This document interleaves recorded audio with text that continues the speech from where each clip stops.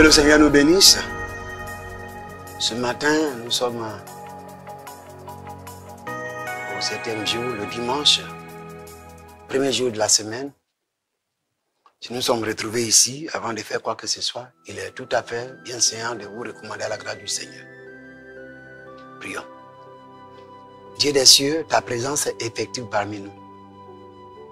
Depuis des semaines passées, tu nous as bénis, tu nous as beaucoup réjouis, tu nous as enseigné, tu nous as dit beaucoup de choses. Ce matin encore, tu voudrais mettre l'apothéose. Puis Seigneur, pour cette parole que nous allons écouter, bénis-la, qu'elle porte du fruit dans nos cœurs et que cette chose soit enregistrée sur les tablettes de nos cœurs. Sois béni, l'Éternel Dieu. Conduis chaque cœur à bien saisir cette parole, que la présence de chacun soit véritablement apte au milieu de nous. Que le ciel intime s'ouvre pour bénir chaque membre ici présent. Sois glorifié car c'est fait au nom de Jésus-Christ. Amen. Que Dieu nous bénisse. Notre méditation de ce matin a pour thème la sainteté en pensée.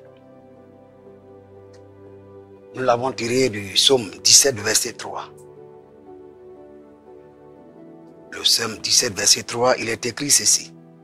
Si tu sondes mon cœur, si tu le visites la nuit, si tu m'éprouves, tu ne trouveras rien. Ma pensée n'est pas autre que ce qui sort de ma bouche. C'est trop fort, hein, bien-aimé. Voilà ce que le psalmiste nous avance ici. Il dit, demande à Dieu, si tu sondes mon cœur, si tu le visites la nuit, si tu m'éprouves, tu ne trouveras rien. Ma pensée n'est pas autre que ce qui sort de ma bouche. C'est vraiment très intéressant. C'est un homme qui est en train de parler comme ça. Un serviteur de Dieu, comme toi, tu es serviteur, servant du Seigneur. À ce que lui dit, il dit que même si Dieu sonde son cœur, la nuit, le jour, il ne trouvera rien. Est-ce que toi et moi, on peut avoir le courage de dire que, Seigneur, ce matin où nous sommes assis là, si tu regardes nos cœurs, au profond du cœur, tu ne pourras pas avoir quelque chose? Ça serait vraiment difficile.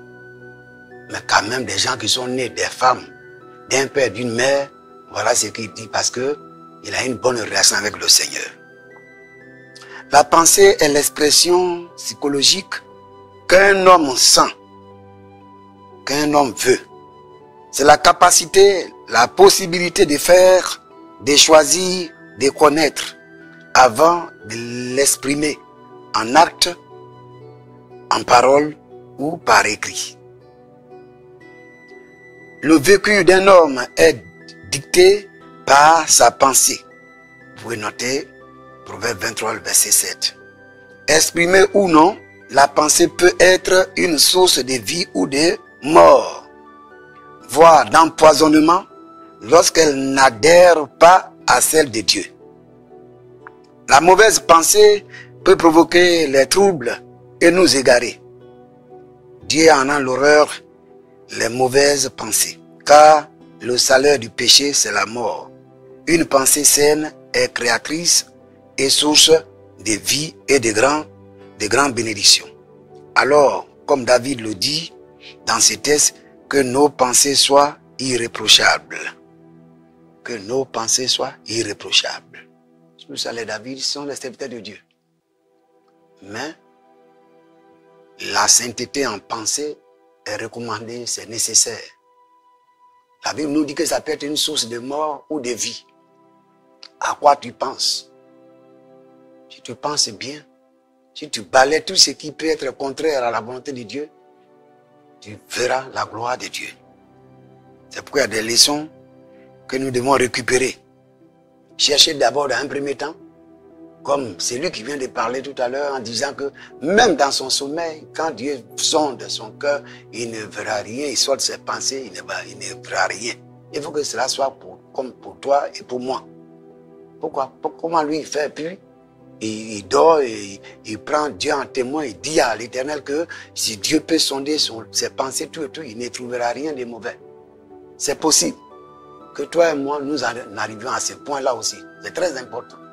Tu peux le faire. Si tu décides de marcher dans la gloire de Dieu, si tu décides de faire comme celui qui vient de parler tout à l'heure, le Seigneur va t'honorer. Il va t'aider à en arriver à ce point. Nous devons adorer Dieu avec des pensées pures. Ne laissons plus nos pensées vagabonder à tout vent de déçus. Bien-aimés, vous qui m'écoutez ce matin encore, le Seigneur veut qu'on s'entretienne dans les cantiques, dans les psaumes, dans les hymnes, avec des beaux cantiques. Au lieu de se laisser dominer toujours par des pensées négatives, tu seras en train de parler, en train de penser, ah, on dirait que tu as tant de voir, je vais mourir. Quand tu vas voir quelque chose, tu vas mourir. Non, tu ne mourras pas. Faut avoir de bonnes pensées que cette année-là, le Seigneur, il a veillé sur moi. De 2022 jusqu'en 2023, je ne vais pas mourir. Je ne mourrai pas. Tu peux dire ça. On ne voit pas toujours mourir, accident, voir des choses négatives. Non. C'est ce que tu penses, hein? C'est ce que tu es. Il ne faut pas penser à des mauvaises choses. Même dans ton sommeil, quand il y a un cauchemar que tu fais, lève-toi et puis attaque les puissances infernales. Et tu vas avoir le dessus. C'est très important.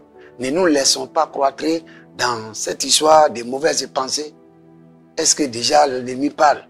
Tu as maintenant 50 ans. Est-ce que tu penses que tu arriveras à 52 ans? Et puis, tu trouves la réponse pour dire que ça, c'est pas vrai. Qui t'a dit que c'est pas vrai? C'est le Seigneur qui a le dernier mot. C'est lui qui a fait que tu aies 51 ans. C'est lui qui a fait que tu aies 70 ans. C'est lui qui a fait que tu as 18 ans, tu as 25 ans. Non, c'est l'éternel Dieu qui fait ça. C'est lui qui est le Dieu des temps et des circonstances. Il connaît tout ça. Il sait quel jour il va te rappeler. Mais pour l'heure, ne pensez pas à la mort, ne pensez pas aux accidents, ne pensez pas à la pauvreté, ne pensez pas à tout ce que l'ennemi peut attirer. Il faut repousser ces choses. Dès que ça vient, tu dis pas question. Tu vas être toujours pauvre. C'est comme ça. Non, il ne faut jamais accepter ces pensées-là en toi. Marche toujours avec les pensées positives.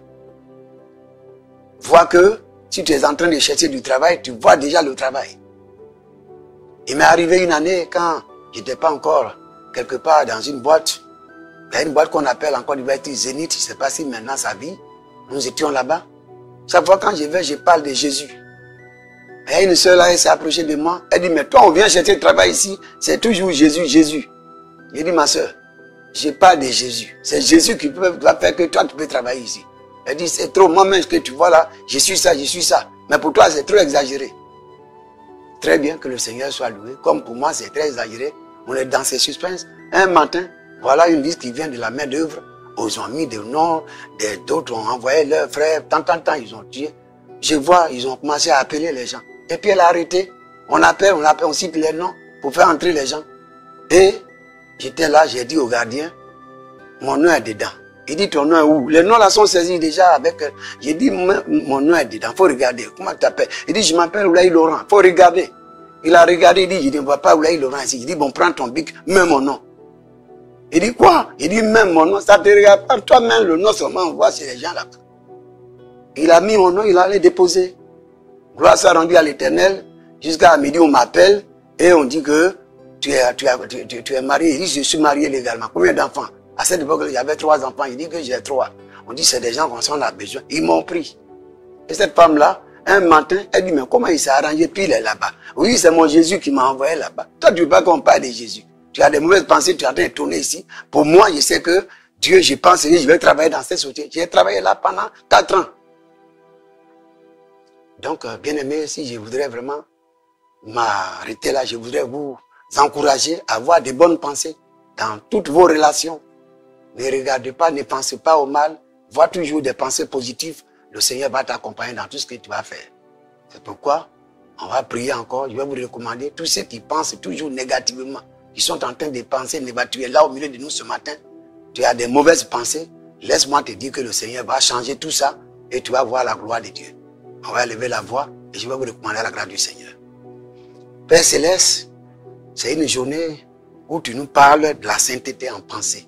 Plusieurs frères et sœurs sont au milieu de nous, ont de mauvaises pensées, à tel enseigne que c'est des cauchemars qui sont toujours dans leur sommeil, ils ont tous les problèmes. Ils ne dorment même pas presque. Tu es un Dieu qui bénit. Et puisque tu veux que nous appliquions ta parole pour vivre la vraie vie, alors je prie pour mes frères, mes sœurs, qui ont des mauvaises pensées, qui se transforment aujourd'hui en bonnes pensées. Dans leur vie, des bonnes pensées les animent. Tout ce qui est mauvaise pensée est expulsé au nom de Jésus-Christ. J'ai béni, oh ton Saint-Nom, que en quittant ce lieu, en quittant ce culte, la manière de voir, de penser de chacun de façon négative change maintenant de façon positive. Que ton nom soit glorifié. Ouvre le ciel intimement et que cela soit fait au nom de Jésus-Christ. Amen. Que Dieu vous bénisse.